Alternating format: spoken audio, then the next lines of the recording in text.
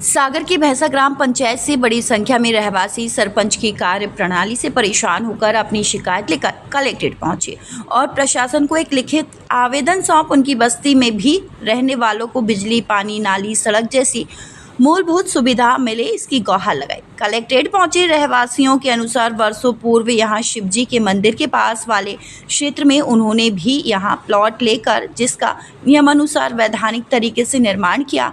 पंचायत में से जो अनुमति ली जाती है और शुल्क भी जमा किया जाता है, तभी से यहाँ जो समस्या है उसके निराकरण के लिए निर्वाचित जनप्रतिनिधि से गुहार लगा रहे हैं, पर ना तो वर्तमान में है उन्होंने रुचि दिखाई है और ना पूर्व में जो थे।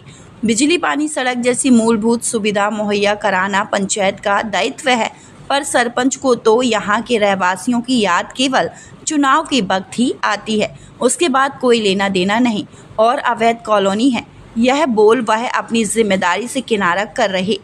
रहवासियों का कहना है कि वैध या अवैध है तो पंचायत ने उस वक्त क्यों आपत्ति नहीं उठा, लोगों को रोका जब वह यहाँ निर्माण करा रहे थे, और बिना पंचायत की अनुमति के कोई भला कैसे यहाँ कॉलोनी काट कर बेच सकता है।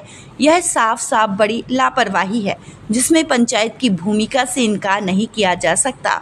15 वर्षों से यहाँ के रहवासी जूझ रहे जो समस्याएं यहाँ व्याप्त हैं उससे परेशान हैं और अब उनके सब्र का बांध टूट रहा। जहां सुनवाई नहीं होने पर जन आंदोलन के साथ ज़रूरत पड़ी तो आत्मघाती कदम उठाने सभी मजबूर होंगे और अपना हक और अधिकार लेकर रहेंगे। यहाँ जो भैंसा ग्राम पंचायत है तो हम लोगों को बिजली, पानी, सड़क और रोड इसकी परेशानी है, क्योंकि हम लोगों ने 20-25 साल पहले मकान बैनामा के द्वारा वैधानिक तरीके से खरीदे हम लोगों ने। अब जब हम लोगों ने सरपंच से बोला, अच्छा जब हम लोगों ने पटवारी रजिस्टर पे चढ़वाया, उसके बाद हम लोग पंचायत में आवेदन दिया, नक्शा पास हुआ, हमसे 2000 रुपये की रसीद कटवाई, उसके बाद हम लोगों से उन्होंने एक प्रमाण पत्र दिया कि आप भवन का निर्माण कर सकते हैं। आज हम लोगों ने सुविधा मांगी तो बोला आपकी प्लाटिंग है वैधानिक नहीं है, अवैध कॉलोनी है। तो हम कह लगे प्लाटिंग वालों से, हमने कहा प्लाटिंग वालों से आप बात करो, जब वो प्लाटिंग कर रहे तो आपको चाहिए था उनको रोक के भाई आप क्या कर रहे हैं। परेशान तो हम लोग हो रहा है। बरसात में हम लोग रात रात पानी दूर दूर से ला रहे, टैंकर है, सड़क, पानी, बिजली सबकी परेशानी है। क्या शिकायत लेके आए थे यहाँ जन से? जैसा कि दादाजी ने बताया, समस्याएं बड़ी जटिल हैं। हम लोग बारिश में करीब आधे घुटने डूबते हुए घरों तक पहुँचते हैं। आदरणीय सरपंच साहब का जितनी बार भी हम लोगों ने शिकायत लेके गए, उनका बस एक ही कहना रहा है कि आपकी ये पृष्ठभूमि जिसमें आप लोग रह रहे हैं ये हमारी ग्राम पंचायत में ही नहीं है। मैं इसका प्रशासन से जवाब चाहता हूँ कि जब हम ग्राम पंचायत में नहीं है तो हम लोगों को ज़मीन का वितरण, आवंटन, प्लाट बेचना, ये सब कैसे संभव हुआ। पानी, बिजली, हमारे यहाँ एक कुआँ है, कुआँ के पास अगर हमारे पास एक खम्मा है, महिलाएं बच्चे पानी भरते हैं, उसका थोड़ा जल निकालते हैं। बिजली का खम्मा एक ऐसा है बिल्कुल यू आकार, जिस दिन वो गिरेगा ये मान के चलो 4-6 को ले डूबेगा।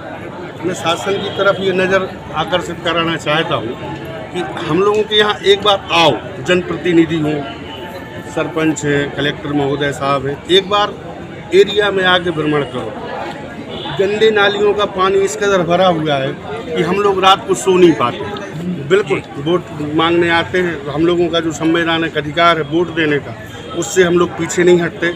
वो ये सोच के मतदान करते हैं कि आज नहीं तो कल इन लोगों का ध्यान आकर्षण हम लोगों की तरफ होगा। लेकिन जब 3 पंचवर्षीय योजनाएं हो चुकी हैं, जब किसी ने हम लोगों की तरफ ध्यान नहीं दिया तो मजबूर होकर आज हम सबको एकत्र होकर यहाँ आना पड़ा। इसके बाद भी अगर आपकी सुनवाई नहीं होगी तो अगला कदम क्या रहेगा?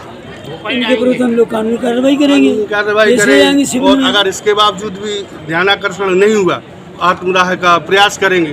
भाई कोई तो सुनने आए, हम लोग भी तो मान। क्या नाम है सरपंच का? सरपंच का नाम रिंकू भैया, रिंकू सरदार जी।